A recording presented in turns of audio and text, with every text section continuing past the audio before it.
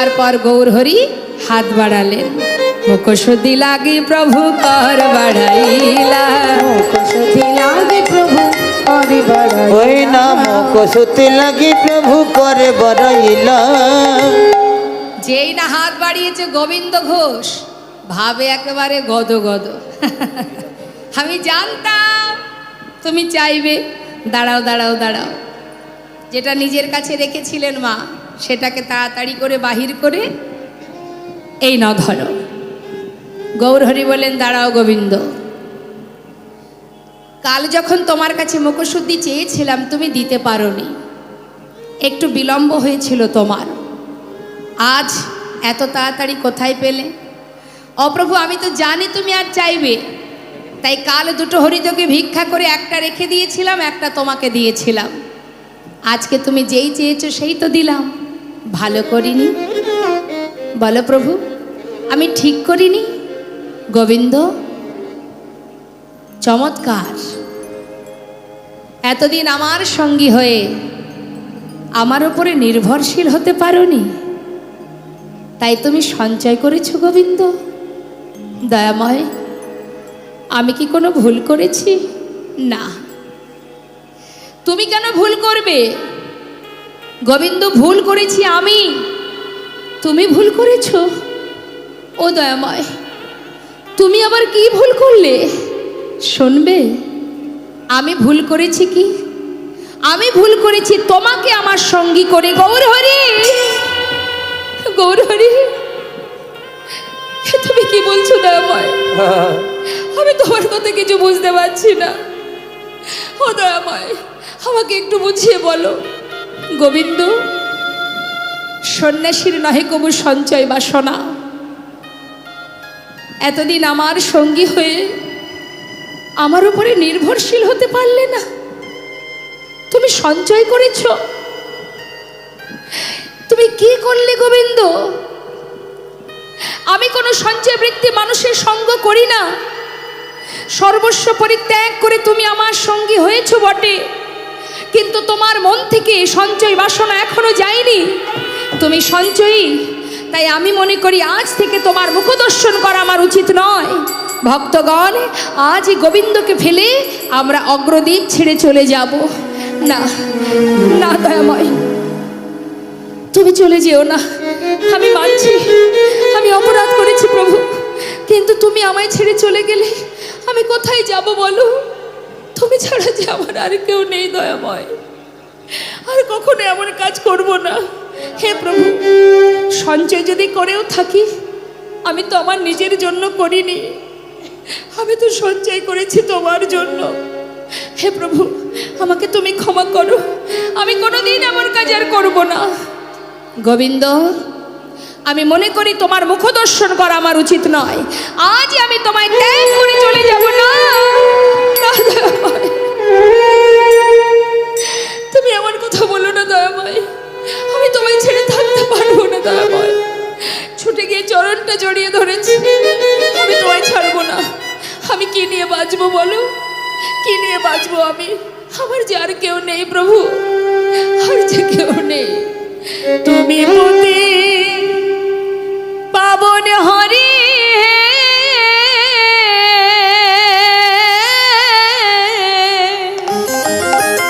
তুমি যেও না চলে, কৃপা করে দয়াল হরি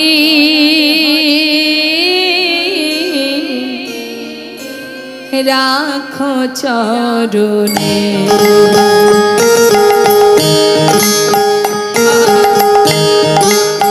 একবার কৃপা করে দয়াল হরি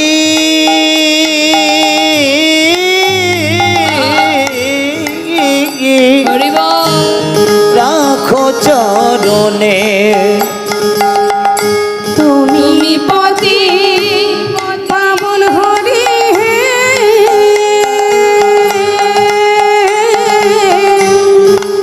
তুমি যেও না চলে, কৃপা করে দয়াল হরি রাখো চরণে। শুনেছি তুমি নাকি দয়াল শিরোমণি, কি পাবই শুনেছি তুমি নাকি দয়াল শিরোমণি,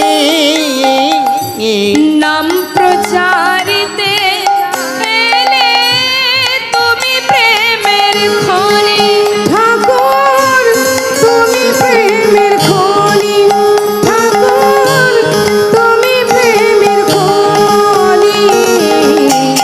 দিবানিশি রই আমি তোমার শরণে, কি পামই দিবানিসি রই আমি তোমারি শরণে, কৃপা করে দয়াল হরি রাম চরণে।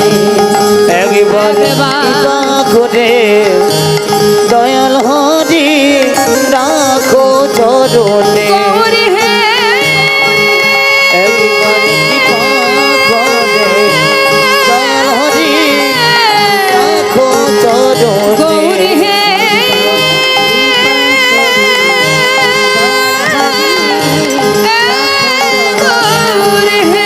গৌর হে গৌর হে, গৌর হে, গৌর হে,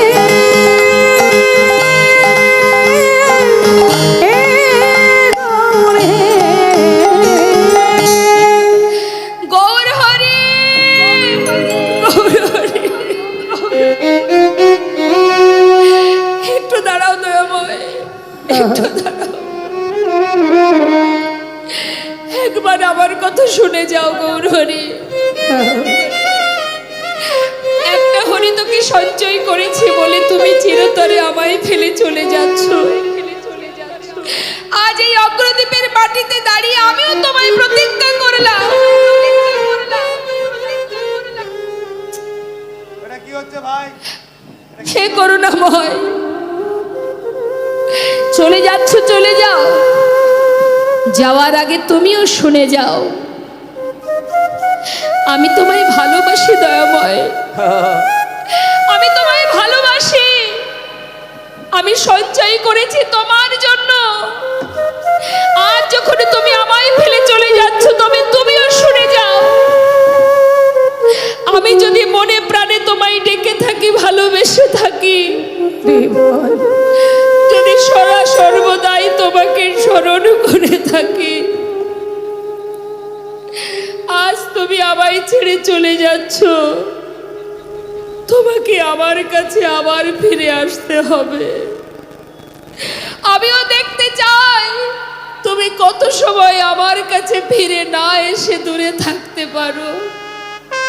হে দয়াময়, তুমি ছাড়া যে আমার আর কেউ নেই গৌর হরি। হরি বল। আমি চাই না তুমি পরীক্ষা নেবে আমায়, আমার কোনো তুমিও জেনে রাখো ফিরে তোমাকে আসতেই হবে যদি আমি তোমায় ভালোবেসে থাকি। চলে যাও, কেন দাঁড়িয়ে আছো? চলে যাও, আমি চাই না তোমার সঙ্গী হতে, তুমি চলে যাও। গৌরহরি চলে গেলেন। গোবিন্দ ঘোষ ধুলাই গড়াগড়ি দিয়ে কাঁদছে। দয়াময়, বারবার তোমাকে তাড়িয়ে দিলাম, সে যে শুধু আমার মুখের কথা, আমার অন্তরের ব্যথাটা তুমি কি একবারও বুঝতে চাইলে না দয়াময়? ভগবান,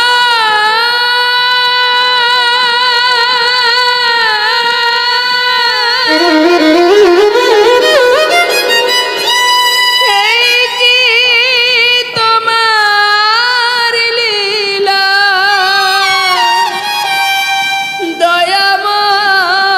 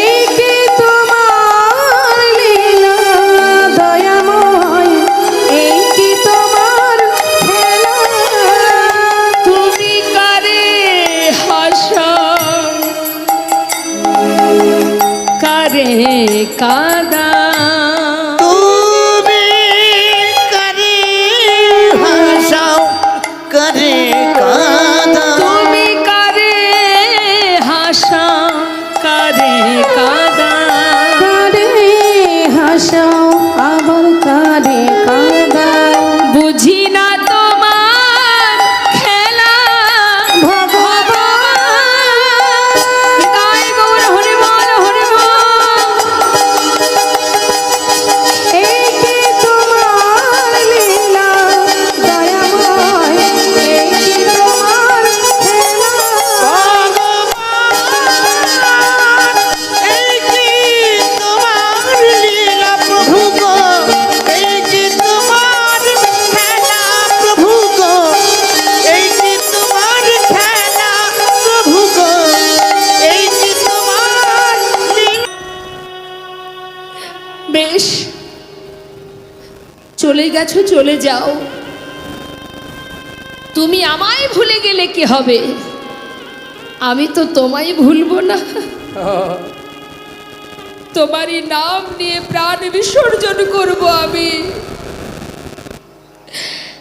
এদিকে অগ্রদ্বীপের সমস্ত পাড়াপড়শি গোবিন্দ ঘোষকে দেখে চিনতে পেরেছে তারা বলা বলি করছে আরে এ তো আমাদের পাড়ার ছেলে পথে বসে কাঁদছে চল ওকে ধরে ওর ঘরে পৌঁছে দিই গোবিন্দ ঘোষ প্রতিজ্ঞা করলেন মনে মনে এক পক্ষ কালের মধ্যে তোমাকে ফিরে আসতে হবে প্রভু এক পক্ষ কাল 15 দিনে হয় এক পক্ষ কাল কি হলো মা যেই না ঘরে পৌঁছে দিল দেখতে দেখতে একদিন দুদিনে 3 দিন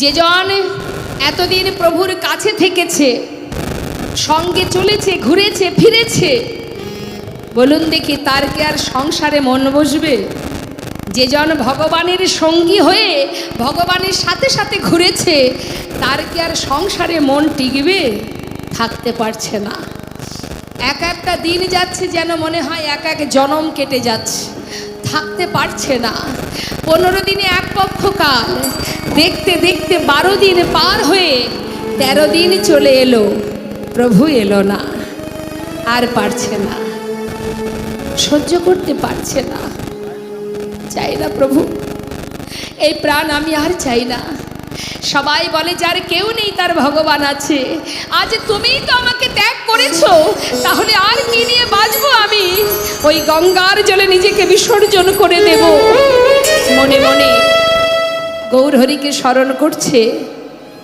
আর পথে হেঁটে যাচ্ছে অন্তর্যামী অন্তরে জানতে পারলেন গৌরহরি তখন রামকেলিতে বাবা রামকেলিটা কোথায় মালদায় ওই রামকেলিতে একটা কোষ্ঠী পাথর জলে ভাসিয়ে দিলেন কখনো শুনেছেন পাথর জলে ভাসে না দেখেছেন নামের গুণে শোলা ডোবে পাথর ভাসে জলে রে পাথরটা ভাসতে ভাসতে যাচ্ছে অগ্রদ্বীপের ঘাটে আর গোবিন্দ ঘোষ 1 পা 2 পা করে যাচ্ছে গঙ্গায় প্রাণ বিসর্জন করবে হরি হে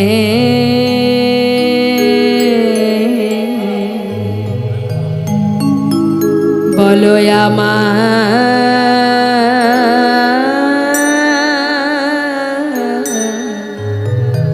সেদিনে কবে হবে তোমার আশা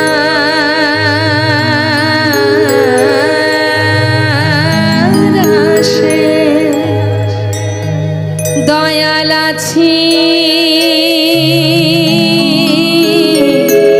বসে তোমার আশা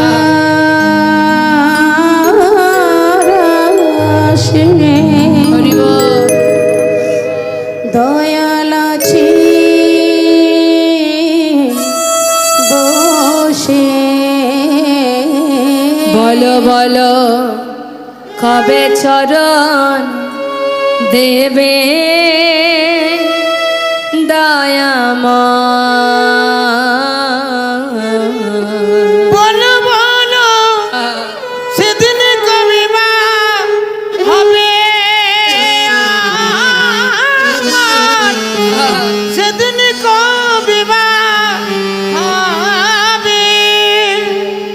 ভবের মাঝে আসা যাওয়া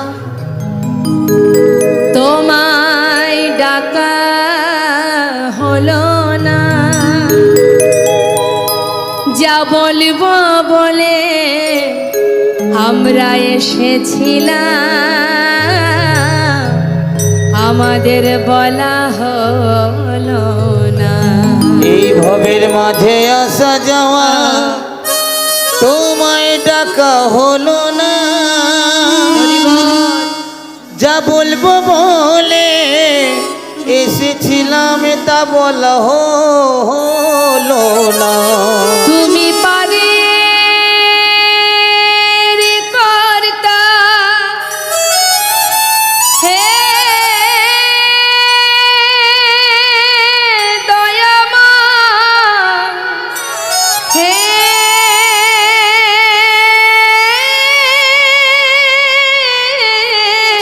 কৃপাময়, তুমি পারে কর্তা আমরা শুনি বার্তা। তুমি পারে কর্তা আমরা শুনি বার্তা।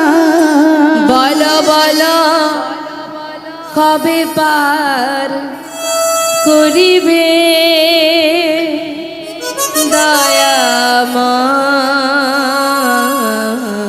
বলো বলো নিতাই গৌর হরি দিন কবে বা হবে আমার, সেদিন কবে বা হবে।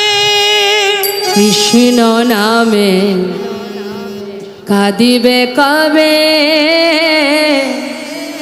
আমার পোড়াম। ওই না কৃষ্ণ নামে কাঁদবে কবে আমার পোড়াম।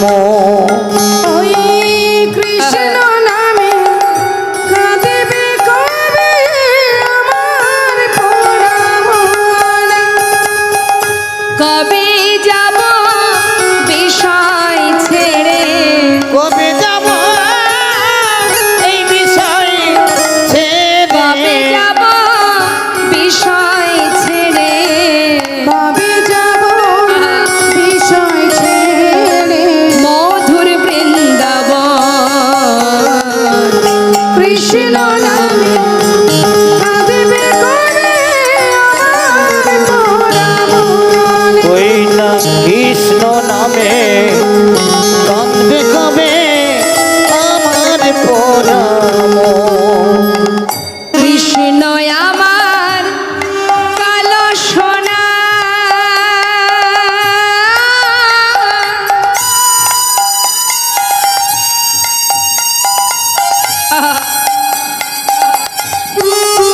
ওই কৃষ্ণ আমার কালো সোনা বনমালী সে ভুল করিয়া একদিন আমি কই নাই কৃষ্ণ না। ওই না কৃষ্ণ আমার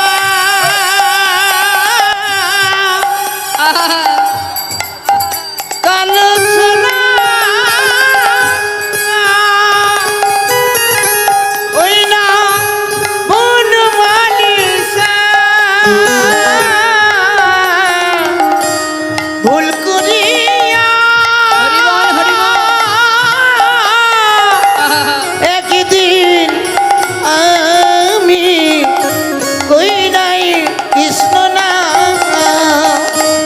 কৃষ্ণ আমার জীবন মরণ, কৃষ্ণ আমার জীবন মরণ। ও গো কৃষ্ণ আমার জীবন ওই না মরণ। কৃষ্ণ আমার জীবন মরণ। কবে পাব দর্শন। ওই কৃষ্ণ নিতাই গৌর হরি বল, গৌর হরি বল। কাঁদবে কবে আমার পোড়াম। ওই কৃষ্ণ নামে কাঁদিবে কবে আমার পোড়া মন। ওই না কৃষ্ণ নামে হরি বল। কানবে কবে আমার পরম। গৌর নাম কৃষ্ণ নাম গাইতে গাইতে গোবিন্দ ঘোষ এক পা দুপা করে জলে নামছে। আর ওই জলে যে কোষ্ঠী পাথরটা ভাসছে বাবা, বারবার গোবিন্দ ঘোষের গায়ে লাগছে। যতবার এগিয়ে যাচ্ছে ততবার অঙ্গে লাগছে, আর গোবিন্দ ঘোষ সেটাকে বারবার দূরে সরিয়ে দিচ্ছে। আর যেই এগিয়ে যাচ্ছে আবার এসে গায়ে লাগছে, বারবার গায়ে লাগছে বলে সেটাকে হাতে তুলে নিয়ে তীরে উঠে আবর্জনার মধ্যে ছুঁড়ে ফেলে দিল। যেই না ফেলে দিয়েছে হঠাৎ দৈববাণী, গোবিন্দ কে ঘরে ফিরে যা, নিজেকে বিসর্জন করো না। চারিদিকে দেখছে কার কথা, কে বলছে, আমি কেন তাকে দেখতে পাচ্ছি না। ঘরে ফিরে যাও গোবিন্দ, নিজেকে বিসর্জন করো না। আর মরা হলো না মা, দৈববাণী শুনে আর মরা হলো না। বারবার বলছে ঘরে ফিরে যাও, ঘরে ফিরে যাও। গোবিন্দ ঘোষ এবার জল থেকে উঠে ঘরে ফিরে গেল। চলে গেল 13 দিন, হলো 14 দিন, 15 দিনে এক পক্ষ কাল। তাহলে ভক্তের ভক্তি যদি পরিপূর্ণ হয়, ভক্তকে ভগবানের কাছে ছুটে যেতে হয় না, ভগবান নিজেই আসে ভক্তের কাছে। 14 দিন, 15 দিনে এক পক্ষ, একদিন বাদ আছে এখনো। 14 দিন হতে না হতেই গৌরহরি ওই রামকেলি থেকে আবার ফিরে এসে অগ্রদ্বীপে এসে গোবিন্দ ঘোষের ঘরের সামনে এসে দাঁড়ালেন। গোবিন্দ কে? দরজা খোলো। কার কণ্ঠ? এ তো প্রভুর কণ্ঠস্বর। তবে আমার গৌরহরি এলো কি? যেই না দরজা খুলেছে দেখছে গৌরহরি দাঁড়িয়ে আছে।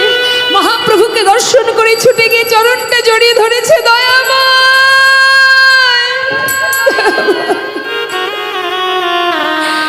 তুমি এসেছো প্রভু, তুমি এসেছো। গোবিন্দ শান্ত হও, কথা দাও প্রভু, আমায় ছেড়ে তুমি যাবে না। বলো প্রভু, আমি আর পারছি না, তোমায় ছেড়ে আমি আর থাকতে পারবো না। কথা দিলাম আমি তোমায় ছেড়ে যাব না। আচ্ছা গোবিন্দ, আমি আসবো তুমি জানতে? না। গঙ্গার জলে ডুবে মরতে গিয়েছিলে? হ্যাঁ। কিছু পেয়েছিলে? একটা পোড়া কাষ্ঠ। পোড়া কাষ্ঠ? হ্যাঁ, ওই তো আবর্জনার মধ্যে ফেলে দিয়ে এসেছি। হরি বল, হরি বল। যাও শিগগিরই নিয়ে এসো। ছুটতে ছুটতে গঙ্গার ঘাটে গিয়ে আবর্জনার ভিতর থেকে সেটাকে হাতে তুলে দেখছে, এ তো পোড়া কাষ্ঠ নয়, কোষ্ঠী পাথর। গায়ে লেখা আছে কৃষ্ণ নাম। ছুটে এসে প্রভুর হাতে দিলেন। গৌরহরি বলেন, সোনা গোবিন্দ, এই কোষ্ঠী পাথর দিয়ে তোমার ঘরে বিগ্রহ স্থাপিত হবে। বিগ্রহ? হ্যাঁ। এক ভাস্কর আসলো, বিগ্রহ তৈরি করলো। গৌরহরি নিজে হাতে প্রাণ প্রতিষ্ঠা করে গোবিন্দ ঘোষের ঘরেই প্রাণ প্রতিষ্ঠা হলো। তাকে স্থাপন করে নাম দিলেন গোপীনাথ।